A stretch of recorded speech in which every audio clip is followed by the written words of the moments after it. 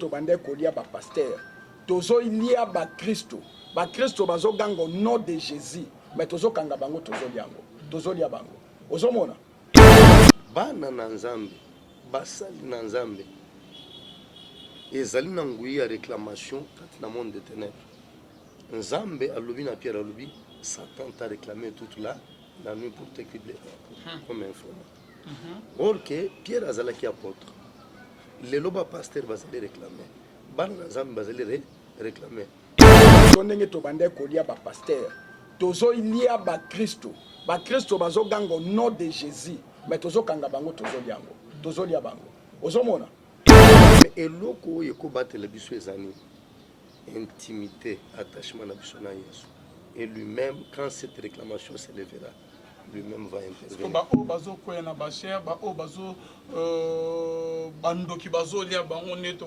yoka la repentance ya ex ndoki moko papa le pasteur wana lisumu o salela nzambe nini o salela alors tango komi esiko besiko na bazali na facilité ko botolo muto azana maboko na yo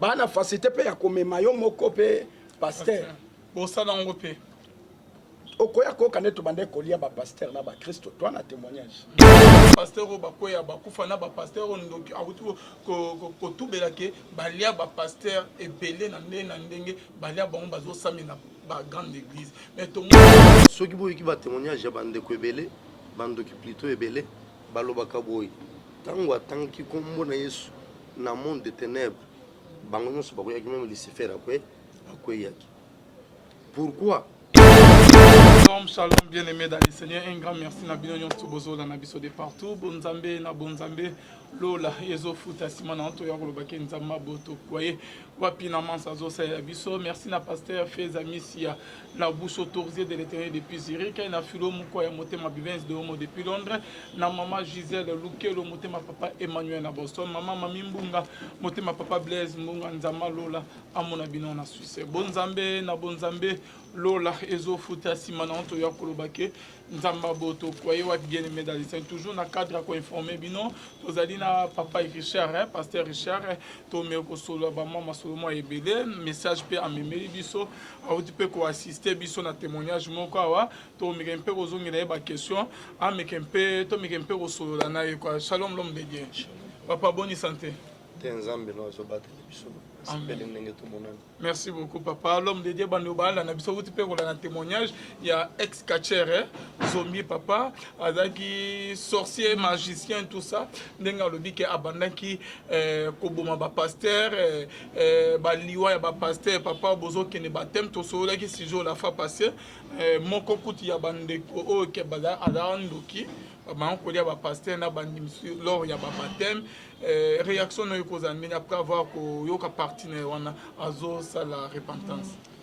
Réaction na ngai papa ezali ete Bible ezali koloba que celui qui invoque le nom de l'Éternel s'éloigne du mal. C'est que muto atanga kombo na Yesu muto akendaka église a s'éloigner na lisumu parce que lisumu ekebolaka mutu na nzambe et soki mutu akaboni na nzambe Satan a commis un privilège pour détruire avec beaucoup de facilité. C'est ainsi que tout le monde est local dans l'église et belé a batu bazo sambela muke bazo pambola et belé a batu bazo sambela muke bazo bala muke bazo bota muke bazo zomisala muke bazo kende liboso. Pourquoi? Parce qu'un plus grand nombre bakangami na vie a péché papa et ils ne peuvent pas être bénis par Dieu parce que dans Isaïe 59 Nzamba zali koloba ma main n'est pas courte. Le boko na Nzamba ezala comme c'était et comme ka place muto azali même na Nzamba. Vous comprenez? Il y a un lobby toujours là quiconque invoquera le nom de l'Éternel sera sauvé. C'est que na village place aux ali ou invoquer Nzambe le boko na Nzambe kokita comme place aux ali. Si vous avez besoin de guérison, le boko na Nzambe kobikisa yo. Soki ozana bitumba loboko na nzambe kopundela yo loboko na nzambe kopambola soki ezali besoin na bénédiction loboko na nzambe kokangola yo soki okangami na se ya bowumbu ya Satan. Mais c'est le péché qui donne l'occasion à l'ennemi opérer même quand tu l'église. Na kati ya église, or que Bible ezoba que celui qui est en nous est plus fort de celui qui est dans le monde. Papa, comment que ndoki kotubela ke alia ba pasteur, aboma ba pasteur, lors ya ba baptême na banina ba pasteur ba kufa, ba pasteur muso en pleine cuite ba beti ba flèche papa akoya kufi ndoki azo confesser kolia pasteur papa en plein service ya kibonzambe. Donc, comme ça, la Bible que celui qui est en moi est plus fort de celui qui est dans le monde. Nous n'avons pas de papa. Parce que nous avons évoqué un verset biblique très très important. Vous savez que tout qui est dans l'église, l'église est dans Zambie. Mais Zambie est dans l'église. Mais comme vous avez dans l'église, vous allez comprendre, papa. L'église est allée ndako ya mabondeli mais nzambe avandaka kati na motema na moto. C'est ainsi qu'aujourd'hui celui qui est en mais tant qu'on a nazokende l'église à moi il n'y a personne le somme na Yerusalem Yerusalem donc c'est facile donc il y a et ça problème il y a force contre force kati na ndoki satana nde azali yo moto yimbangi mona na nzambe ilifukata na nzambe azali. Et quand force na force c'est que yabana kukutana kati na force ya Satan kati na force ya Nzambe nde kulonga kati na yo c'est ainsi que ndoki abasolo yo moto. Mais papa tant ozo bakemaka net ke ya lisum to moni pe net ke ba Paul pe bazaki na moi faiblesse moko tant pour azo bakema be na boko sa ya nazo sala ka cela et la kiste ke so ka osumuki nzamba longwe kati na mba moke ndoki akoti pona ke aya ko bomonza matiki yo. Nzamba zulukumu papa. Pour lorsque là qui en a été. À l'objet, je traite durement mon corps. Je la sujette de perdre, je ne suis même moi-même rejeté après avoir apporté la bonne nouvelle aux autres. C'est que Paulo abandonne qui sale l'Nzambe, mais azana bobangi yake azuate la yanzambe. Et le col il tenait yakuye bana kuzwa et la kawana yanzambe. Amoni kenzoto nde enemi yalibo. Yelboso. Ennemi yelboso moto azala satana te. Les anzoto ya moto. Mais il a bitumba quoi. Oui. Et ceux qui yo au fongole le satana nzoto na yo. Nde satana ko tipona ko détruire ya ngo. C'est ainsi que pour le zali koloba nazo sala kenzoto na ngai e yo kela ngai eto sangai. Ba tu belé le zo pengisa biso esanzo ezanzoto. Lokola frère Alvin abotama na suki na ye ezalaka elingama ngai pe nasala ni nakende bate frize nga suki nayeba na kocheke kerli poto yeba na kokwana. Vous comprenez? Lokola na moni ye alati veste ya boy ngai pe il faut nasala l'effort na lati veste ya boy mais ozana makoki ya kusumba veste ya boy te osona kosala nini na kusumuka pour en avoir.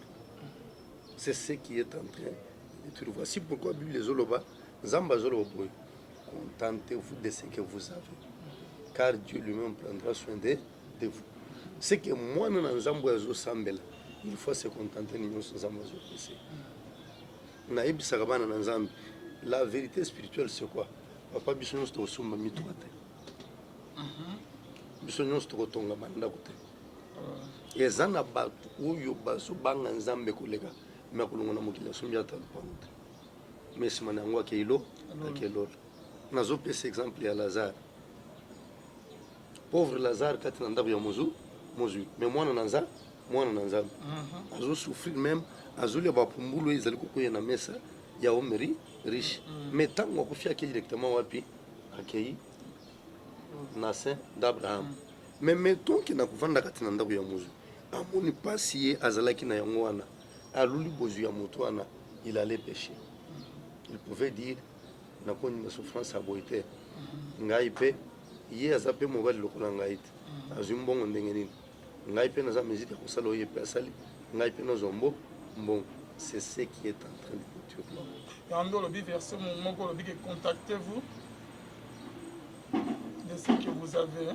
Contentez-vous de ce que vous avez, car Dieu lui-même prendra soin de vous. Mais comme il y a comment net qui n'a pas chrétien, aza awa mais azo raisonner déjà lobi na il faut na sala bo pona avenir na bana nanga akoti banzela mo bo pona kake pour survivre quoi te yeso zo pekisa alobi mutu ngisa pona lobi te parce que lobi yango moko et comprendre soin na yango et bible ba kisi pona koyeba na koloba ete bana ya satana babi makatre tôt le matin bazonga tardivement pona kolia lipa ya passe mais pona bana na nzambe apesaka bango lipa tango bazali ya kolala sika mwana na nzambe komitungisa mpona alobi te mwana na nzambe kangama na nzambe tango yo kolala butu wana nzambe ayebi mbongo oyo abungisi mpona yo nakola lobi nzambe ayebi nzela oyo ye akofungolela yo lobi nzambe ayebi bolamu ye akosalela yo lobi mais soki yo bandi kosalela makasi no papa oyeba na koshua na vie chrétienne. Ok, mais papa elo nini ezosala ke obandaki na na nzambe bien okomi na moment moko ose retiré na nzambe nzambe na lona zolo comme papa mutu na ezali mani il y a des choses eloko ya liboso moto andimelaki nzambe te maseretovaki kati na église parce que bato ebele le toza na bango na église ebele bandimeli na bango nyonso ozo comprendre bayende koluka loboko na nzambe me baye koluka elongi na nzambe voici pourquoi libondeli na bango ezakaka nzambe pesa ngai salela ngai kabela ngai e soki amoni na église oyo azwi te achange église pourquoi parce que azoluka elongi na nzambe te azoluka loboko na nzambe esalela ye e lokola azoluka elongi na nzambe te ntango loboko na nzambe ekosalela ye aza besoin na elongi na nzambe lisusu te akomona oyo azwi nde akomi motuya apres apesi nzambe mokolo. Et la deuxième chose ezani bana na nzambe basali na nzambe ezali na ngui ya réclamation kati na monde de ténèbres. Nzambe alobi na Pierre alobi Satan t'a réclamé toute la nuit pour te cribler comme informant. Or que Pierre azalaki apôtre lelo ba pasteur bazali réclamer bana na nzambe bazali réclamer mais eloko oyo ekobatela biso ezani intimité, attachement à Bishona Yesu. Et lui-même, quand cette réclamation s'élèvera, lui-même va intervenir.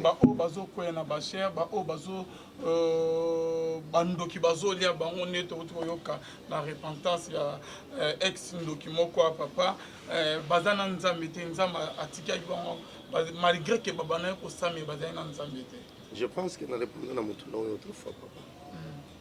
Tozana type ya batu misatu kati na Biblia na 1 Corinthiens chapitre 2 na chapitre 3 tozana homme spirituel tozana homme animal tozana homme charnel. Homme animal eza moto oyo aza na nzambe kati na yete ako se retrouver kati na église mais lokola nzamba aza kati na yete c'est un homme animal et tout nando kinyonso akoyebi soke potoli moto tobongolaka ya kominta ce n'est que normal parce que aza na nzambe mais homme charnel aza moto ya ndimeli Yesu mais cependant ndimeli Yesu lokola sauveur non comme Seigneur. C'est ainsi que na makambo mususu azoluka volonté ya nzambe te mais azosalela pose ya nzoto et moto ndenge wana nde nzambe azobianga lobi comme moi je suis saint, vous aussi sanctifiez-vous et devenez saint. Mais ceux qui a yokeli nzambe te azana danger à cause de le récupérer par les diables. Parce que makambu na nzambe moyen kusosola yango ezate. Mais homme spirituel eza moto yo bonzambe tondika katina ye et yazo comprendre tout ce qui est spirituel. Yé asuka na monde physique te. Vous comprenez? Quand tu as un problème, Azul peut comprendre quel est cet esprit où il s'est positionné, avant il y a quoi agir, mais avant il y a quoi réagir. Vous comprenez? Mais Moutou, où il y a un homme spirituel, avec facilité, c'est ainsi que un peuple sans révélation, c'est un peuple sans foi. Parce que papa tant ozo bake on peut cet exemple, il y a Pierre, Azaki apporte, mais Satan a réclamé papa. Mais il y a d'autres papas pasteurs, tous on dirait que bazo se me conduire. Mais par rapport, bazo na bango bien, bazo toujours, bazo vivre. Par rapport à l'exemple honnête qui est une dokyo, à hauteur koloba, n'enge que pasteur, après il cher, balé, yo pe que tu as été attaqué une fois pour l'église na yo, au bétaki du solon en pleine prière, ba pasteur au bakoya, ba kufana, ba pasteur, a hauteur ko tout belake, balia ba pasteur et belé na ndenge, balia ba on bazo samina ba grande église. Mais tout le monde peut moi na mboka na biso papa, bazo les na ba TV, zo mona ke oya na nzambe te nzamba satiki. Mais baza wana bandoki bazo toucher bangote bazo lia bangote ndeni bazo kufate. Mais Yesu azali koloba boye Satana qui veut détruire ça, Satana te. Vous avez compris? Moutouane déjà à disciple ya ça, il y a Satan. Batounou si azo réunir na église wana, ce sont des âmes où yazo tekela ça, Satan. Et Satan a attaqué ipona. Satan azo attaqué mwana na nzambe, pasteur na nzambe, oyo akangami na nzambe. Oyo azolinga alakisake. Papa, oyebi hier tosali émission ya dernièrement. Babenga epande komogoli banamboka. OK. Tosambeli nzambe jusque là toujours continue la délivrance. To bengani à partir ya place ya zali au moins 6 esprits humains déjà babimikati na ye. Wana na musika. Wana na musika. Pemeni quelqu'un na prière na téléphone. Car na prière na téléphone. OK, c'est possible. Hein? C'est possible. Ouais. Tata leki. Cousine. Tata mwasi. Tata mwasi. Tata leki. Na ex na ye. OK. Balata qui vit na ye quoi. Bavandi kati na nzoto. Kati na ye. Ah bon? Tozo bengana depuis 2 semaines to travailler. Bazo bima moko et ndenge zaboy akota li suma bonde libutu. Mais abandaka ko sambela. Tata mwasi na ye oyo azalaki chef ya bato nyonso wana kati na ye alobi tobandaki koya na bango ye azolekisa biso ndenge asambela tokutaka ye chaque jour kana bible e yango abanda kosambela nzambe me azalaki na bolembu nde epesaka biso nze bolembu ezalaka nini mobali oyo ayaka po abala ye era akweyisi ye lokola azalaki mpe moto mosala ya molili epesi mena bango nyonso nzela ya koyebana. Vous allez comprendre. Voici pourquoi au départ dans le Bible, celui qui invoque l'éternel, le nom de l'éternel, doit s'éloigner du mal. Parce que moto azo s'éloigner du mal, c'est qu'il y a côté ngambo ya sanctification. Et moto a côté ngambo ya sanctification azananzambe et Satana akoki kolonga ete. C'est ainsi que et la kezeli le bi, ils vous feront la guerre mais ne vous vaincront pas. OK papa, donc et que vous allez aux prier non, ce cas au côté na moi dans il y a distraction, Satan a profité par bomio a détruit vie na. Papa, tous à l'apte na oui très repentance. C'est que nazo kende na nzela na sumuki kaka na nzela wana voix intérieure ya Saint-Esprit bisinga ke na sumuki immédiatement pe na tobela. Mais bato belo bazilaka abotubela na poko. Tango kosambela avant là. Mais moi culpabilité mo boizala non papa. Te culpabilité eza nzambe te ezalaka ya Satan. Satan alinga kolakisa mutu ke kambia même otubela nzamba alimbisa yo te. Mais moi je dis à tous ceux qui nous suivent, tango yo otubeli lisumu immédiatement nzamba alimbisa yo. Quel que soit mon bio salak, mais conséquences il y a péché et kotika. Là c'est une autre phase. OK.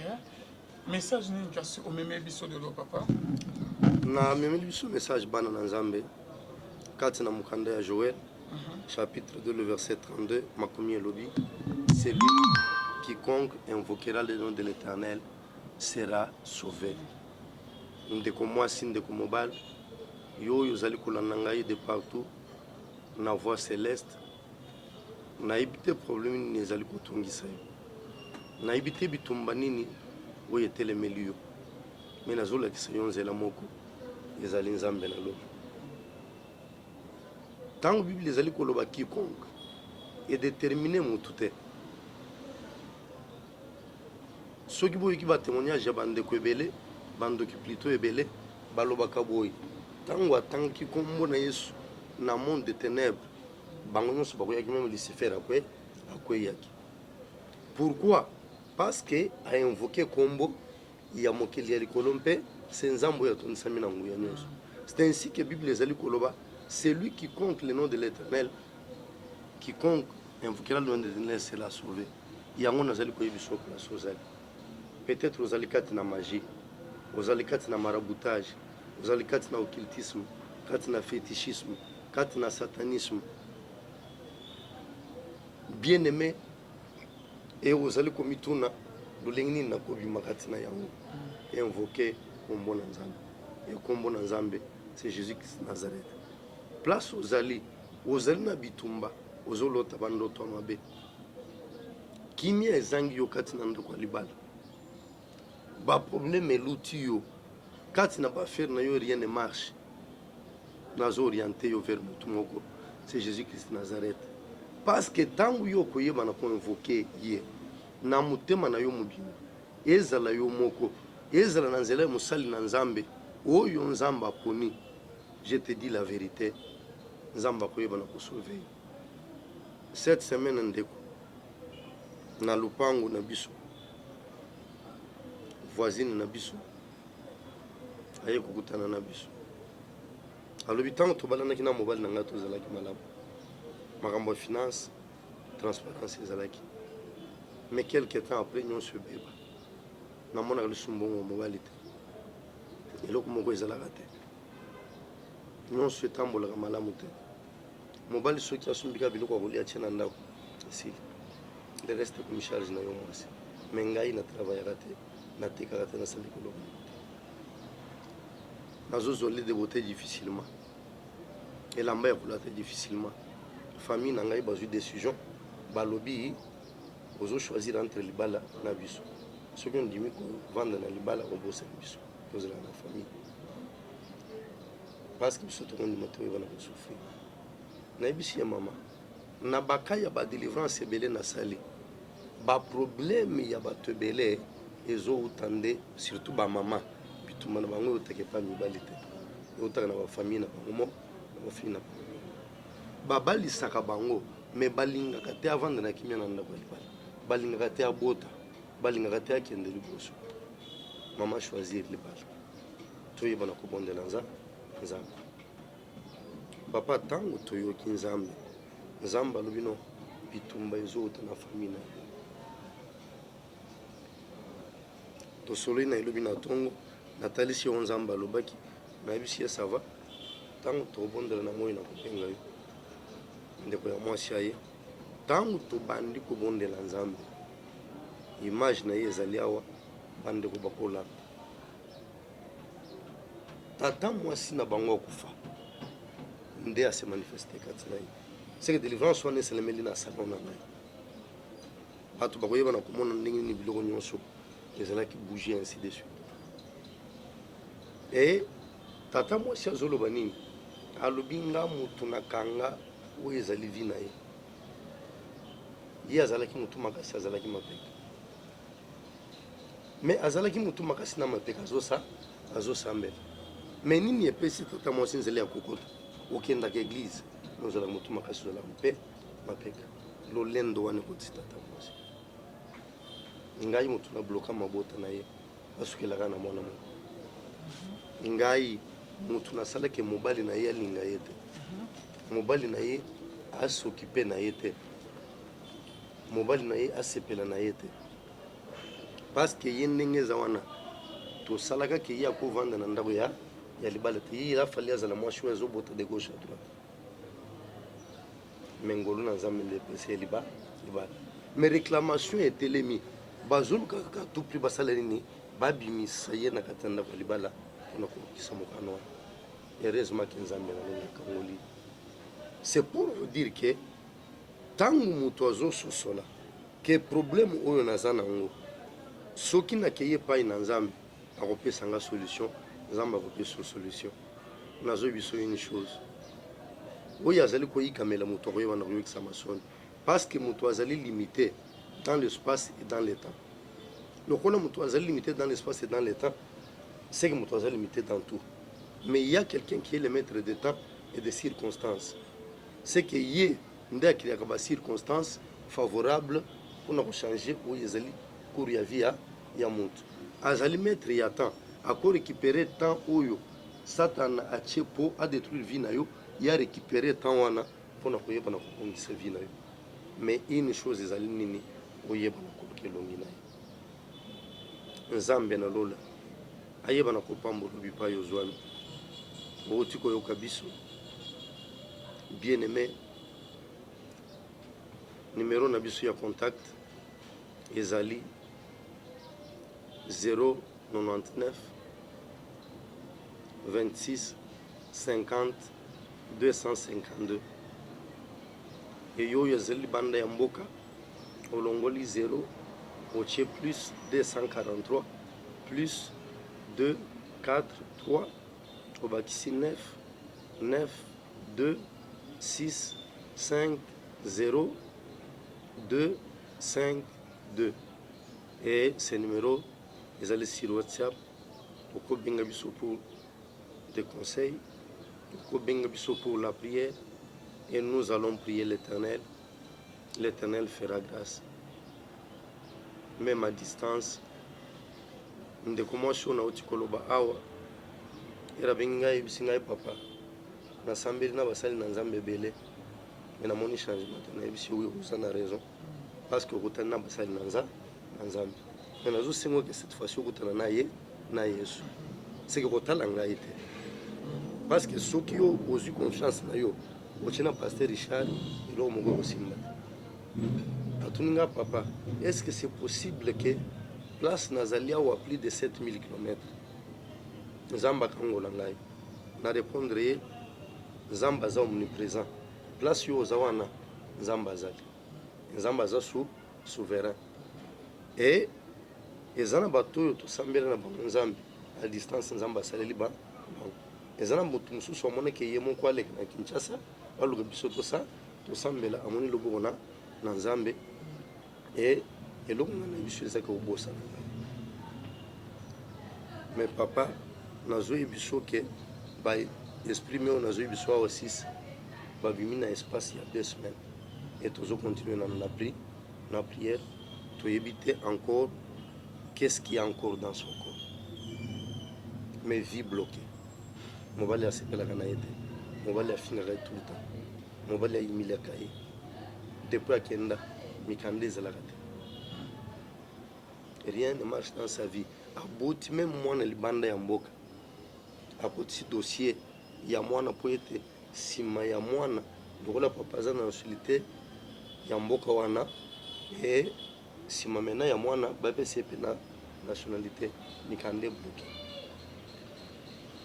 Tata moi c'est le bini biso mutu to chamolili ko dossier wana ba mona kangote tango no subazo talabado bazo traiter ba dossier.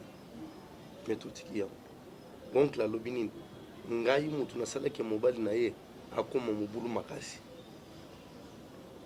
azoka basi mususu poye azanga kimi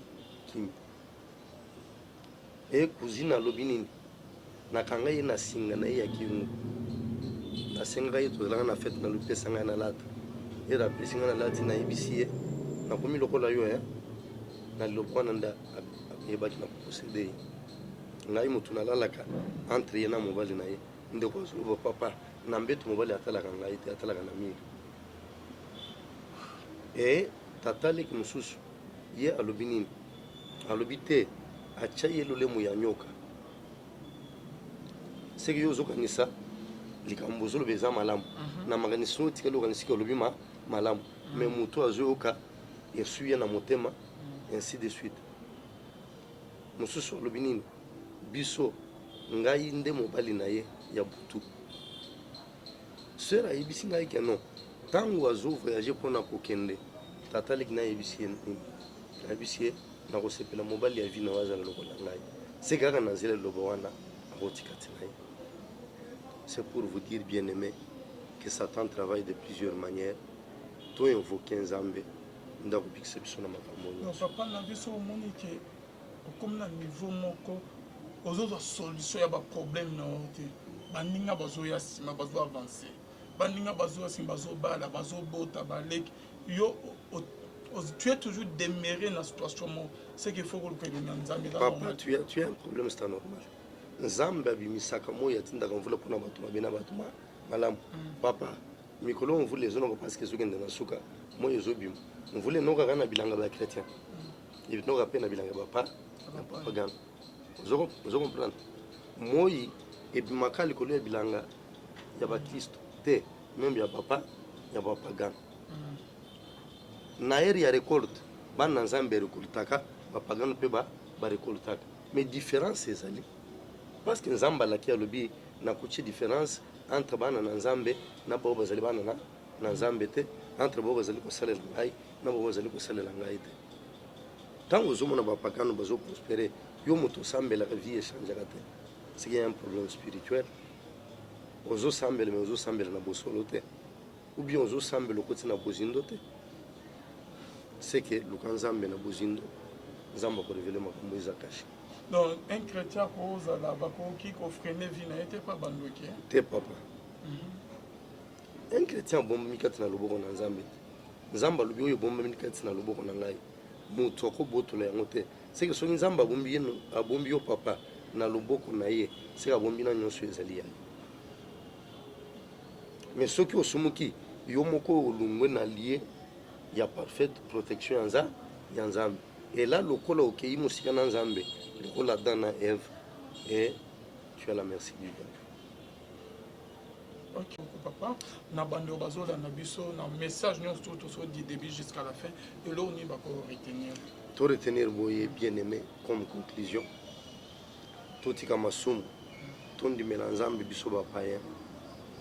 Et lokwa mibale biso bana na nzambe oyo tolobi ke tondimeli nzambe totika masumu totambola kati na bosantu.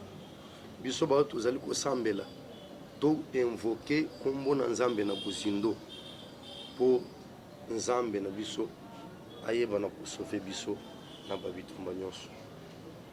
Merci beaucoup l'homme de Dieu. Nabando bada na posa susu ya ko contacter yo ko bana numéro papa.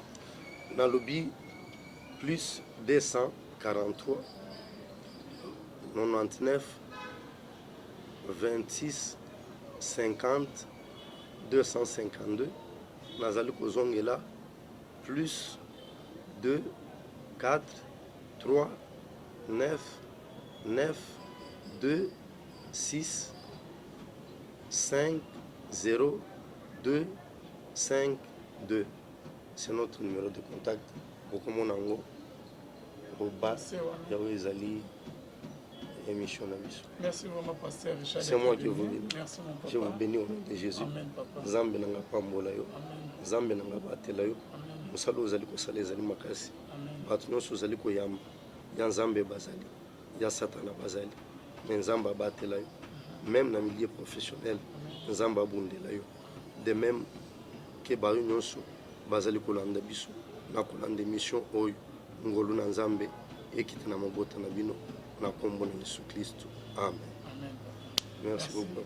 C'est la fin de notre émission. Merci à notre commandeur Zaïs ma caméra. Bonzambe na bonzambe Lola ezofuta bien aimé Simananto ya Roloba Genzama Boto kwa Yesu. Que Dieu vous bénisse. Merci beaucoup.